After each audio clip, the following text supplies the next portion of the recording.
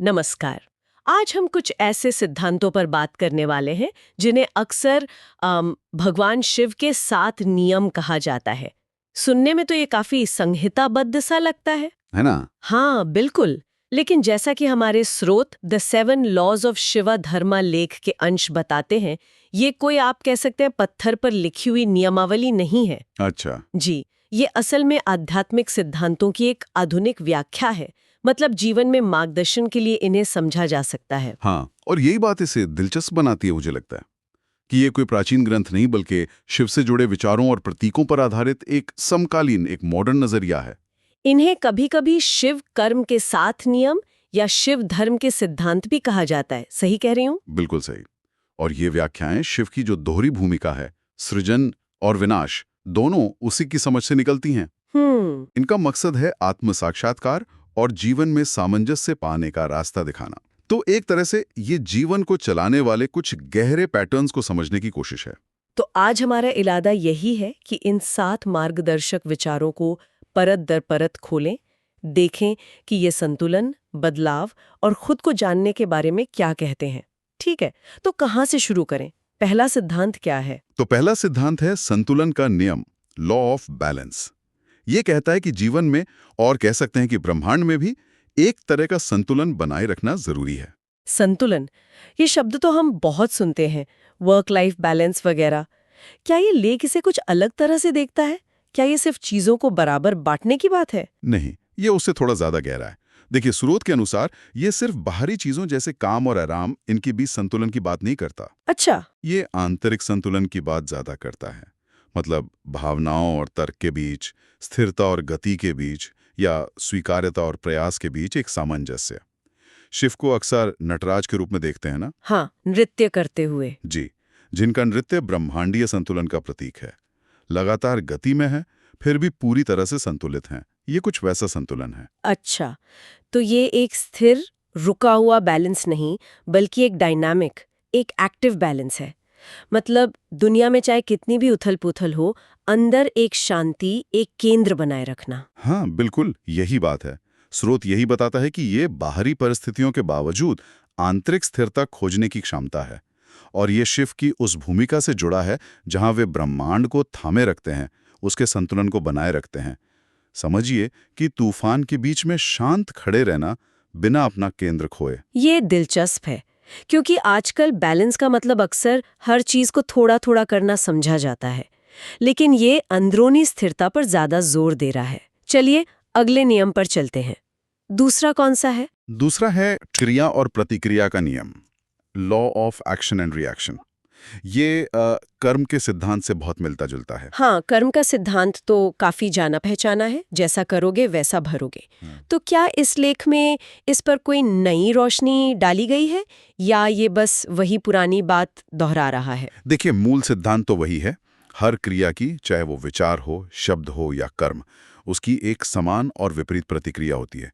लेकिन स्रोत इसे व्यक्तिगत जिम्मेदारी के नजरिए से देखता है। व्यक्तिगत जिम्मेदारी? कैसे? मतलब ये सिर्फ ये नहीं कहता कि अच्छे काम करो।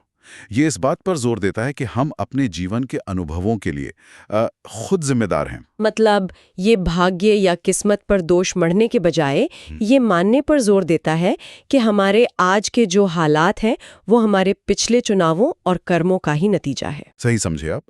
ये सिद्धांत हमें अपने विचारों, शब्दों और कर्मों के प्रति बहुत ज्यादा सचेत और जागरूक रहने के लिए कहता है। ये एक तरह से हमें याद दिलाता है कि हम लगातार अपनी वास्तविकता का निर्माण कर रहे हैं। हर पल, हर चुनाव मायने रखता है। और ये सिर्फ बड़े कर्मों की बात नहीं, छोटे छोटे रोजमर्रा के चुनाव भी इसमें शामिल हैं। ये तो सोचने पर मजबूर करता है, क्योंकि अक्सर हम बाहरी चीजों को दोष दे देते हैं, लेकिन ये नियम कहता है कि भाई चालक की सीट पर हम खुद बैठे हैं। चलिए अब तीसरे नियम की ओर बढ़ते हैं। मुझे लगता है यहाँ चीजें और गहरी होने वाली हैं। हाँ, कुछ ऐसा ही। तीसरा नियम है परिवर्तन का नियम, लॉ ऑफ चेंज।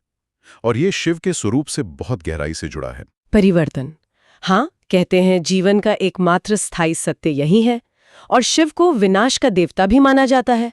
तो क्या ये नियम उसी से जुड़ा है? बिल्कुल। ये नियम इसी बात को रेखांकित करता है कि जीवन लगातार बदल रहा है। जन्म, विकास, क्षय, मृत्यु, ये एक अंधीन चक्र है। है ना? शिव विनाशक के रूप में इस प्रक्रिया के एक जरूरी हिस्से का प्रतीक है। विनाशक। हाँ, पर यहाँ विनाश का मतलब समझिए। वे पुराने, अनुपयोगी या जो चीजें स्थिर हो चुकी हैं, उन ढांचों को तोड़ते हैं ताकि नई चीजों के लिए जगह बन सके। तो यहाँ विनाश का मतलब नेगेटिव नहीं है। जैसे कि सब कुछ खत्म हो जाना। स्रोत के अनुसार बिल्कुल नहीं। यहाँ विनाश को अंत के रूप में नहीं देखा जाता, बल्कि नवीनीकरण और विकास के लिए एक आवश्यक, यहाँ तक कि पवित्र प्रक्रिया के रूप में देखा जाता है। अच्छा, उदाहरण के तौर पे? जैसे मान लीजिए जंगल की आग, वो पुरानी सूखी झाड़ियों को जलाकर जमीन को नई जिंदगी के लिए उपजाऊ बनाती है। या जैसे हम पुराने कपड़े हटाते हैं ताकि नए पहन सकें। ये एक तरह की सफाई है जो नए निर्माण के लिए जरूरी है। ये एक बहुत शक्तिशाली नजरिया है विनाश को देखने का। अक्सर हम बदलाव से डरते हैं, खासकर जब वो किसी चीज के अंत जैसा लगे, लेकिन ये नियम उसे विकास का हिस्सा मान रहा है। ये वाकई दिलचस्प है। अगला नियम क्या है? चौथा नियम है वैराग्य का नियम, लॉ ऑफ डिटैचमेंट। वैराग्य। ये शब्द सुनते ही मन में वो साधु संतों की छवि आ जाती है जो सब कुछ त्याग देते हैं। हाँ। क्या इसका मतलब यही है कि हमें अपनी चीजों, रिश्तों से एकदम दूर हो जाना चाहिए? स्रोत इसे थोड़ा अलग ढंग से समझाता है। देखिए, वैराग्य का मतलब उदासीनता या जीवन से भागना नहीं है। तो फिर क्या है? इसका मतलब है सांसारिक चीजों, परिणामों और यहाँ तक कि अपनी पहचान से भी अत्यधिक मोह या लगाव न रखना। ये समझना कि सच्ची स्थायी खुशी बाहरी चीजों पर निर्भर नहीं करती, क्योंकि वो सब अस्थायी हैं। तो ये चीजों का आनंद लेने से मना नहीं करता, बल्कि उन पर अपनी खुशी को टिकाने से मना करता है। जैसे गाड़ी चलाना ठीक है, पर अगर गाड़ी ही आपकी पूरी खुशी का आधार बन जाए तो वो शायद वो लगाव है। हाँ, कुछ ऐसा ही, बिल्कुल। क्योंकि ये लगाव ही दुख का कारण बनता है ना। जब वो चीज़ बदलती है या चली जाती है तो हमें दुख होता है। वैराग्य का मतलब है चीज़ों का उपयोग करना, रिश्तों को निभाना, लेकिन उनके साथ अपनी पहचान को पूरी तरह से जोड़ न देना। ये एक तरह की आंतरिक स्वतंत्रता की स्थिति है। शिव खुद इसके प्रतीक हैं। वो गहरे ध्यान में लीन रहते हैं, दुनिया में रहते हुए भी उससे अछूते। ये संतुलन बनाना तो मुश्किल लगता है, शामिल भी रहना और अछूते भी रहना। ये शायद अभ्यास की बात है, और ये हमें खुशी की प्रकृति के बारे में सोचने पर मजबूर करता है। क्या खुशी बाहरी चीजों में है, ये वो एक अंदरूनी अवस्था है? ये नियम इसी सवाल की ओर इशारा करता है। स्रोत कहता है कि वैराग्य हमें क्षणिक चीजों के पीछे भागने से रोकता है और स्थायी आंतरिक शांति की ओर ले जाता है। ये लगाव के बिना जीने की कला है। गहरी बात है, बहुत गहरी। अब पांचवा नियम कौन सा है? पांचवा है आत्म जागरूकता या आत्म साक्षात्कार का नियम, लॉ ऑफ सेल्फ अवेयरनेस या सेल्फ रियलाइजेशन। खुद को जानना, ये तो लगता है सभी आध्यात्मिक मार्गों का केंद्र है। इस नियम में क्या खास बात है? ये नियम बाहरी दुनिया में जवाब खोजने की बजाय अपने भीतर सत्य और ज्ञान की तलाश को प्रोत्साहित करता है। स्रोत कहता है कि हम सबके अंदर एक ज्ञान का बीज है, और आत्म जागरूकता का मतलब है उस बीज को पहचानना और उसे पोषित करना। तो ये एक तरह की आंतरिक खोज हुई, अपने विचारों, भावनाओं, विश्वासों और प्रेरणाओं को समझना। हाँ, बिल्कुल। ये खुद से सवाल पूछना है, मैं कौन हूँ, मेरी असली प्रकृति क्या है, मेरे जीवन का उद्देश्य क्या है। और ये सिर्फ बौद्धिक अभ्यास नहीं है, बल्कि अपने अनुभवों और अपने अंदर की आवाज पर ध्यान देना भी है। स्रोत इसे वास्तविकता की गहरी समझ और परम शांति व आनंद पाने का रास्ता बताता है। ये मुझे पिछले नियम वैराग्य से जुड़ा हुआ सा लग रहा है। शायद जब हम बाहरी चीजों से कम बंधे होते हैं, तभी हम अपने अंदर झांकने के लिए ज्यादा स्वतंत्र होते हैं। बिल्कुल सही कनेक्शन बनाया आपने।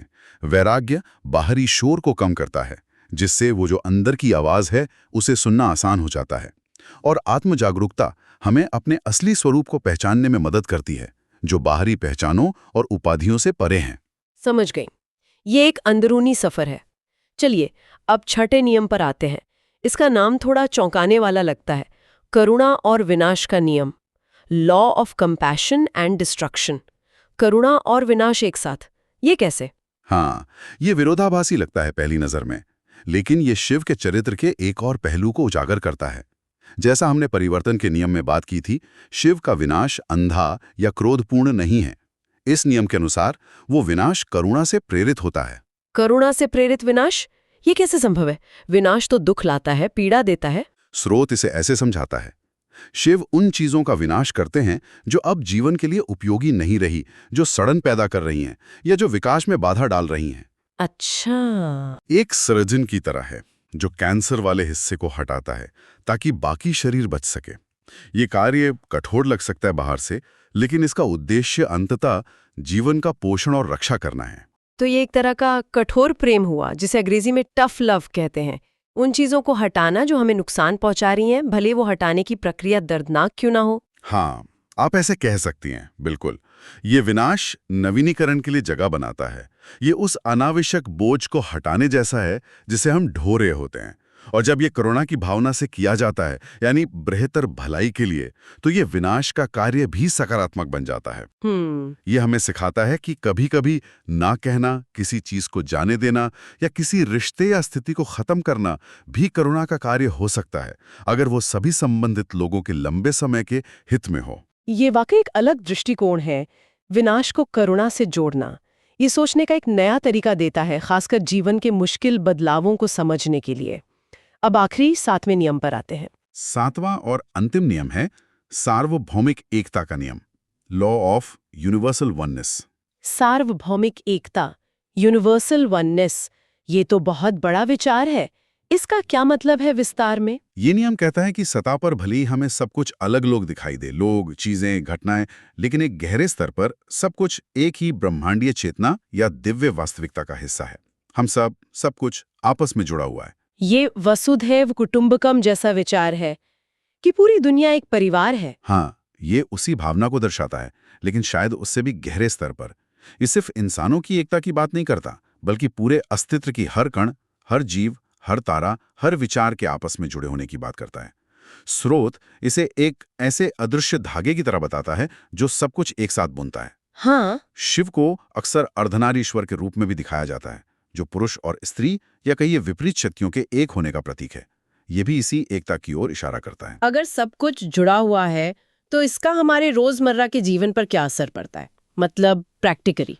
इसके बहुत गहरे निहितार्थ हैं। देखिए, अगर हम वास्तव में इस जुड़ाव को महसूस करें तो अलगाव की भावना, वो जो अकेलापन है, वो खत्म हो जाता है। दूसरों के प्रति सहानुभूति और करुणा स्वाभाविक रूप से बढ़ जाती है, क्योंकि दूसरे का दुख या खुशी कहीं ना कहीं हमारी अपनी ही प्रतिध्वनि है। सही बात है। ये हमें अपने कर्मों के प्रति और ज्यादा जिम्मेदार बनाता है, क्योंकि हमारा हर कार्य सिर्फ हम पर नहीं बल्कि पूरे ताने बाने पर असर डालता है। ये पर्यावरण के प्रति सम्मान भी सिखाता है, क्योंकि प्रकृति हमसे अलग नहीं, वो हमारा ही हिस्सा है। ये वाकई एक बहुत बड़ा और सुंदर विचार है। तो हमने इन 7 नियमों पर बात की: संतुलन, कर्म यानी क्रिया प्रतिक्रिया, परिवर्तन, वैराग्य, आत्म जागरूकता, करुणामय विनाश और सार्वभौमिक एकता। ये सब मिलकर क्या तस्वीर बनाते हैं, एक सारांश के तौर पर? देखिए, ये सातों नियम मिलकर जीवन को समझने और जीने का एक एकीकृत ढांचा प्रस्तुत करते हैं, जैसा कि स्रोत लेख में व्याख्या की गई है। ये हमें बाहरी दुनिया और अपने अंदरूनी जगत दोनों में संतुलन खोजने के लिए कहते हैं। ये हमें अपने कर्मों की जिम्मेदारी लेने और बदलाव को स्वीकार करने की हिम्मत देते हैं। ये हमें सिखाते हैं कि सच्ची खुशी बाहरी चीजों पर निर्भर नहीं है और खुद को जानना ही असली ज्ञान है। ये विनाश को भी एक सकारात्मक, करुणा से भरे कार्य के रूप में देखने का नजरिया देते हैं। और अंततः ये हमें याद दिलाते हैं कि हम सब एक बड़े, जुड़े हुए ब्रह्मांड का हिस्सा हैं। और ये नियम, जैसा कि आपने शुरू में कहा था, ये कोई कठोर धार्मिक कानून नहीं है, बल्कि शिव के गहरे प्रतीकों और दर्शन से प्रेरित जीवन जीने के लिए मार्गदर्शक सिद्धांत हैं। ये सद्भाव और आत्मसमझ की ओर इशारा करते हैं। बिल्कुल, ये एक नक्शे की तरह हैं, लेकिन रास्ता हर किसी को खुद ही तय करना होता है। इन्हें अपने जीवन में कैसे उतारना है, ये व्यक्तिगत खोज और समझ का विषय है। और इसी के साथ हम श्रोताओं के लिए एक विचार छोड़ जाते हैं। चूंकि ये आत्म साक्षात्कार के उद्देश्य से आधुनिक व्याख्याएं हैं और शिव के विनाश और सृजन के कार्यों का गहरा प्रतीकात्मक अर्थ है, तो इस पर विचार किया जा सकता है। अपने जीवन में जो बदलाव आते हैं, जो अंत होते हैं, क्या उन्हें सिर्फ हानि या दुख के रूप में ही देखना जरूरी है? या क्या शिव के करुणामय विनाश के लेंस से देखने पर उनमें से कुछ बदलाव नई शुरुआत के लिए जगह बनाने वाले, जरूरी यहाँ तक कि दयालु कदम भी लग सकते हैं? क्या कोई ऐसा विनाश हुआ है किसी के जीवन में जिसने अनजाने में कुछ नया और बेहतर संभव बनाया हो? ये वाकई सोचने लायक सवाल है। अपने जीवन के अनुभवों को इस नजरिए से देखना काफी कुछ बदल सकता है। हाँ, इसी गहरे सवाल के साथ आज की इस पड़ताल को यहीं विराम देते हैं। जुड़ने के लिए धन्यवाद। धन्यवाद।